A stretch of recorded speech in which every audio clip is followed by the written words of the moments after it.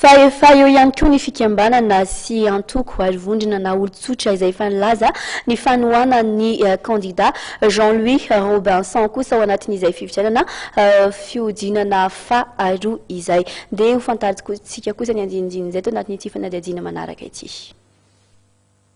Raha ny candidat larana fahaenina no nitohanan'ny PRM tamin'ny fiodinana voaloha dia ny Dr Jean-Louis Robinson kosa nitohanan'ny komity nasionalin'ny PRM.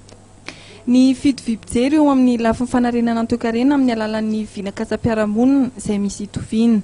Foto-kevitra nitohanan'ny PRM tsy hitsangan'olona ary kely tanteraka ny politika-panarenana naroso ny candidat Robinson Jean-Louis izay mifototra amin'ny laharam-pahamehana dia nisehatra fototra fambolena fiompiana arenan-kibonitany arena an-dranomasina.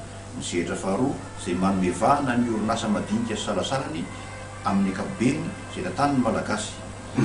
Ary tokony ary tsy maintsy toanana satria fototra ny fahombiazana ny famoronana ary famoronana arena. Nisehatra fahatelo izay kitro ifaharany famoahana ny vokatra na voahodina izany produit fini na tsia izay antoky ny fahazoana vola vahiny ny lalana fizahan-tany fanamboarana entana any ivelany. Fanapakevitra fahaefatra dia toavinay sy lalainay tanteraka ny fampihavanam-pirenena tena izy. Mametraka ny mahazava-dehibe ny fampihavanam-pirenena ny hetsika mitondra fibavahana ary nanamafy ny fanohana ny candidat Jean-Louis Robinson androany. Raha io dia niresaka foana ny amin'ny fampihavanam-pirenena rehefa niona tamin'izay niresaka ny hoe ny fampihavanam-pirenena ka ny olona tahaka izany ilain'ny firenena. Nizy nanaovana conférence de presse androany dia fanamafisana an'izay fanohana an'izay miaraka amin'ireo olona partenaire ny hetsika mitondra fivavahana izay fa misandrahaka manerana Madagasikara amin'izao fotoana izao. Ny zavatra nanaitranay ary zavatra nanaitranay tamin'ity herinandro ity tamin'ny sabotsy teo dia misy gazety akaiky ny mpitondra fantatro tsara ny lalàna sy ny tokony lazaina amin'izany moa misy akaiky mpitondra zay nanaratsy candidat nanaratsy ny candidat moa zany resaka vie privé zay tena fantatra hoe tsy azo atao mihitsy mandritra an'izao fifidianana zao ary tokony hifanaja amin'ny mahasamy malagasy.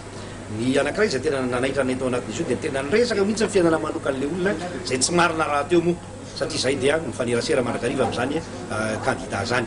Tsy marina izy kanefa tiana ilazaina foana ny hoe tsy hanao fampihavanana mihitsy fe zany isika fa hanao zavatra tahaka izany foana na hifanaratsy amina endrika mirehefarehefa amin'ny tany tahaka izany na hoe hifanagara sy hifampiditra-bonja foana.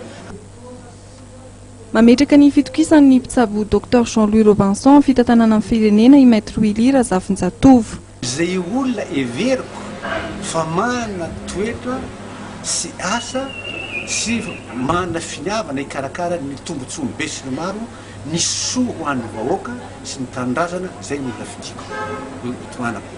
Ka noho izany amin'izao fotoana izao zany tena dia miantso ny be sy ny maro ary mbola omeko anareo ny anarany rehetrarehetra sy olona tsioka amin'izao fotoana izao fa teny zao dia milaza fa hoe hifidy sy hiaraka hampandany ny candidat Jean-Louis Robinson tenako satria dokotera io olona eo mahadokotera azy indrindra dia dokotera zay everiko hoe tsy mifidy olona saboina fa zay marary eo aminatrehany na mainty izy na fotsy na mena na mavomavo saboina avokoa tsy manavakavaka zany fa mamonjy olona rehetrarehetra. Ny antoko ziva izay nanao tsia tamin'ny fitsapakevim-bahoaka dia milaza ihany koa fa manohana ny candidat Jean-Louis Robinson.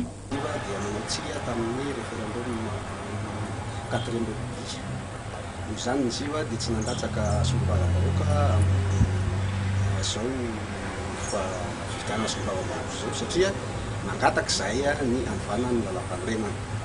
Na izany na tsy izany izy io dia marana ny olona hotoanany amin'izao fifidianana voalohany rehetra izao dia manohana ny voa Robinson Jean-Louis zay zany amin'izao fifidianana izao ary zahaiko arak'izay fanazy teo zay dia mangataka azy mba hanovana ny lalam-panorenana ny quatrième mba azahoanareo Robinson Jean-Louis Arak'izany ny antoko PRM, ny antoko ziva, Maître Willy Razafinjatovo ary ny HMF dia mazava ho azy ireo fa hanohana ny candidat Jean-Louis Robinson.